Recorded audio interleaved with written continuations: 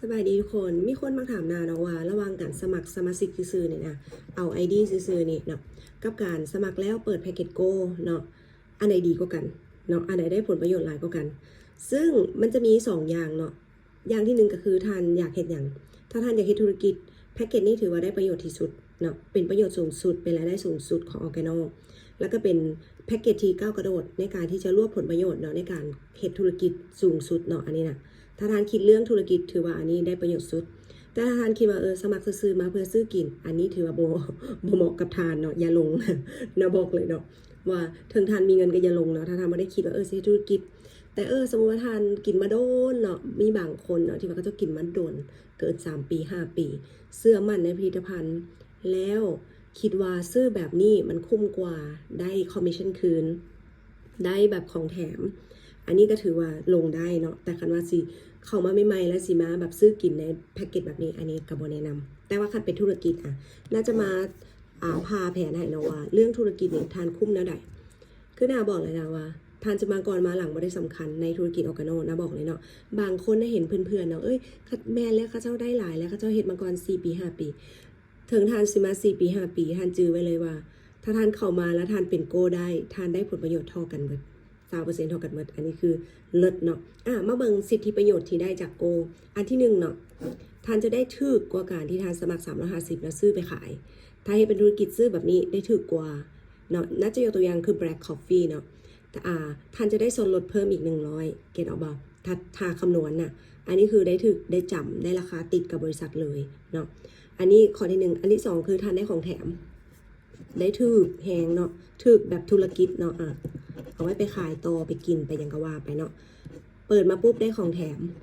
แถมปกติเนี่ยแพ็คตัวนี้เนี่ยบริษัทจะแถมสินค้าตัวอย่างให้อยู่แล้วคันต่ำก็คือ50 ซอง50 ซองคือ2 กล่องเอาไว้เพื่อไปเปิดตลาดโอเคทานจ่ายเงินออกมาในOrganoนี่นะบอกเลยว่าแพ็กเกจโกบ่มีความเสี่ยงเนี่ยอันนี้นะว่าให้ฟังเลยเนาะในฐานะที่เฮ็ดธุรกิจค้าขายมาแพ็กเกจนี้บ่มีความเสี่ยงอย่างทานจ่ายเงิน 41,000 ทานได้สินค้าตามวงเงิน 41,000 แต่ว่าเวลาทานเอาไปขายทานจะได้กำไรก็คือ 20,000 บาทถ้าขายตามโบรชัวร์เลยนะทานได้กำไร 20,000 บาทโอเคอันนี้ว่าถึงตัวทานเองก่อนเนาะได้กำไร 20,000แพ็กเกจนี้เฮารับประกันก็คือ60 วันถ้าว่าเฮ็ดตามระบบ4 step แล้วเฮ็ดตามระบบ4 step ภายใน60 วันแล้วแต่ว่าเนาะขายสินค้าบ่ได้เคลื่อนสินค้าบ่ได้เนาะอย่าให้กล่องเปื้อนอย่าให้กล่องพังเอามาส่งคืนโอเคแล้วในแพ็กเกจนี้เฮายังสามารถเปลี่ยนปรับได้เนาะเปลี่ยนปรับได้แนวใดยกตัวอย่างว่าเวลาจะเปิดแพ็กเกจไปจะเลือกสินค้ามันให้สิทธิ์เฮาเลือกเนาะเฮาเลือกตัวใดก็ได้รวมกันในวงเงินของเฮาซ้ำนี้แล้วตัวใดขายบ่ดีเอามาเปลี่ยนโอเคแต่ว่ามาเปลี่ยนในราคาที่มาไล่ตามราคาเมมเบอร์กันเนาะสมมุติเคยเอากาแฟดำไปหลายแล้วกาแฟดำมาขายซะแต่ว่าสปอร์ขายไว้เอาดำมาเปลี่ยนเอาสปอร์ได้บ่ได้เนาะก็คือพัวพันกับอัพไลน์ของทานหรือว่าผู้สปอนเซอร์ทานเนาะเฮ็ดได้แบบตัวนี้ขายซ่าแบบมาเปลี่ยนกันได้เนาะแล้วอีกอันนึงก็คือทานเปิดแพ็กเกจครั้งเดียวได้20%เนี่ยตลอดเนาะเพียงแค่รักษาคุณสมบัติเท่านั้นซึ่งการรักษาคุณสมบัติน่าจะมาบอกรอบหน้านะคือมันบริยากอย่างเลยเนาะทุกคนทานกินสปอร์2 กล่องต่อเดือนก็ถือว่ารักษาคุณสมบัติ20%ตลอดชีวิตแล้วเนาะทุกคนอันนี้คือสิ่งที่ทานจะได้เนาะทีนี้มาว่าถึงเรื่องการจ่ายผลตอบแทนปกติคนสมัคร350นะบริษัทOrganoเนี่ยจะจ่ายรายได้7 ข้อโอเคคนที่สมัคร350เนี่ยจะมีสิทธิ์แค่ข้อ1กับข้อ2เท่านั้นเนาะ1ก็คือขายกำไรได้ข้อนี้เนี่ยสมัคร350นี่ได้เลย2คือแนะ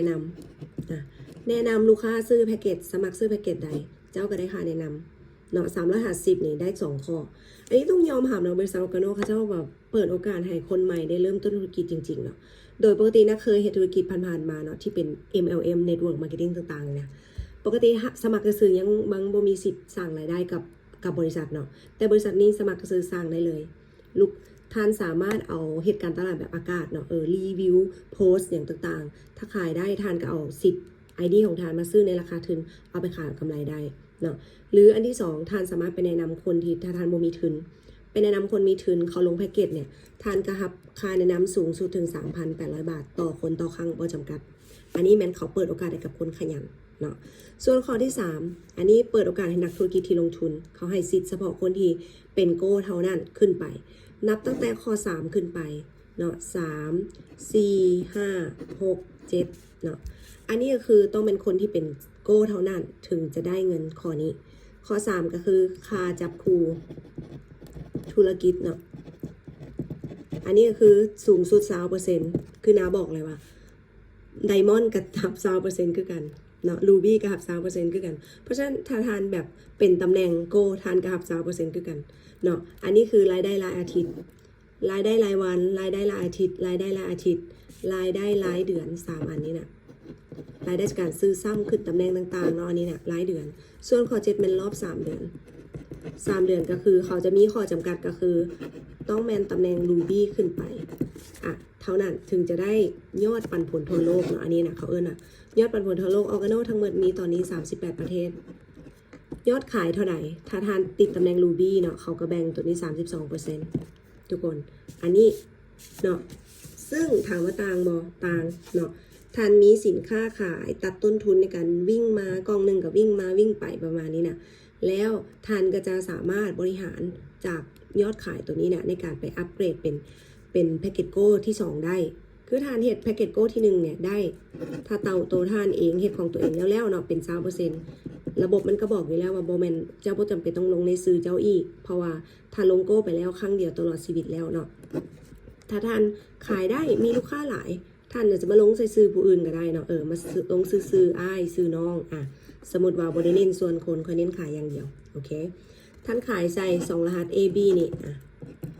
AB นี้ทานก็จะได้ค่าแนะนำมา 3,800 แบบนี้เนาะ